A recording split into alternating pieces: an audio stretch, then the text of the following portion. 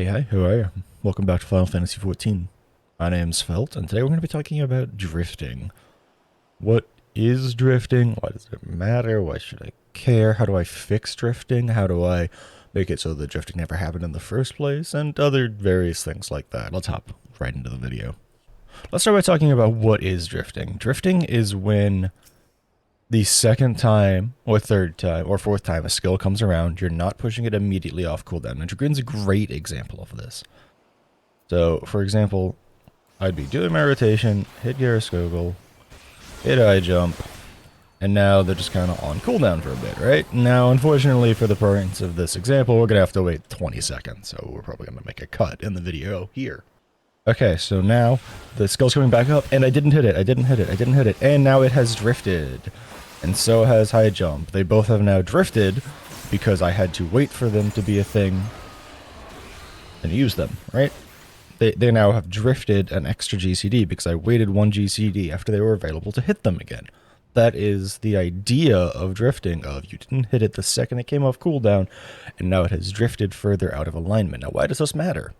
On a job like Dragoon, it's because you're trying to shove your Gyroscogle, high jump, Straw and Stardiver, Spine Shatter, Dragonfire, everything underneath your 3 party buffs. Or your 3 buffs, your personal and your party buffs. Dragon Sight, Lance Charge, Battle Litany. And the act of drifting means that if you want to put these out at the same time that the rest of the party is putting out their buffs, now all of a sudden your Gyroscogle might be late, and you might miss some damage underneath your party buffs, which is problematic if you're trying to do high-end content. Now, you might be like, well, that doesn't sound like a big deal. You'd be amazed. On a job like Dragoon that's very busy in their burst window, where they need to fit in, I believe, 7 to 8 OGCT buttons, you can end up forcing some of them outside of your burst window. And if you continue to drift, you will force more of them outside of your burst window to the point where you might be missing Nostrand inside your burst window. You might be missing your biggest hit, Stardiver. You might be missing out on your Wormwind thrusts or maybe your Dragonfire dive if everything gets pushed and drifted. Alright, well, how do you avoid drift? Well, you don't delay the button. Now, what do I mean by that? So, I've made videos talking about this before, but when you're rolling through your GCD, you should kind of be pre-pressing the button before it comes up. As you can see by the way that's flashing right there, and you'll see this little not ready yet popping up at the top of my screen. I am pre-pressing my buttons before they're available. Well, you want to do the same thing with your OGCDs as well. You want to be able to do the same thing with your Gyroscogles and high jumps. And all sorts of other skills like that. I'm using Dragoon as an example here because Dragoon has so many OGCDs that can drift and cause problems.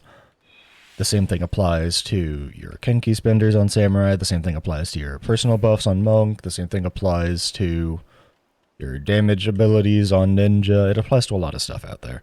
The bottom line is you want to be hitting them before they're coming up so that they are going off instantly. The same way that you want to be hitting your GCD before it goes off, so it goes off instantly.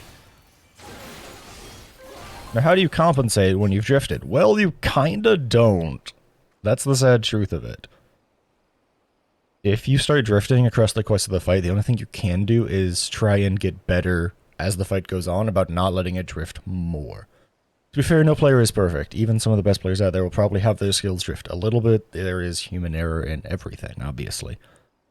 But if you're letting a skill drift by 1 GCD, i.e. 2.5 seconds, that is a little different from letting a skill drift for 10 seconds, 20 seconds, 30 seconds.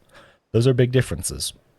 Now, if you've died and your skills have drifted as a result of that, there are ways you can solve that by delaying, but you're eating a hit to your damage as you do so, which might not feel good, but it'll allow you to realign inside of party buffs, so it might actually end up making you do more damage as the fight goes on, but it is a bit of a toss-up. It is very much a bit of a toss-up, and it depends on how much you've been delayed by. If you've been delayed by a lot, to where you're only delaying an extra 1 or 2 GCDs to fit it under party buffs, it's less of a big deal. If it is like a Gyroscogle, and you're somehow delayed by 15 seconds, so it's not landing under anything, it's probably better to just leave it alone and just have it be slightly out of line. If you're still drifting across the course of the fight because it's a mechanically complex fight, because you're just kind of panicking because you're dying or you don't know the fight or something like that, then it's probably better to just, like, try and let it drift less, but if it does continue to drift slowly back into alignment, that's probably okay. It's not okay. You shouldn't have let it get that bad in the first place, but it's fine. Everyone learns. That's the video. Another short, sweet video, this time about drifting, and hopefully it's helping you learn a little bit and learn how to improve at the game. If you liked this video, feel free to leave a like. If you didn't like it, feel free to leave a dislike. Comment if you want to talk about something in the video. Regardless, subscribe if you want to see more, and I hope to catch you in the next one.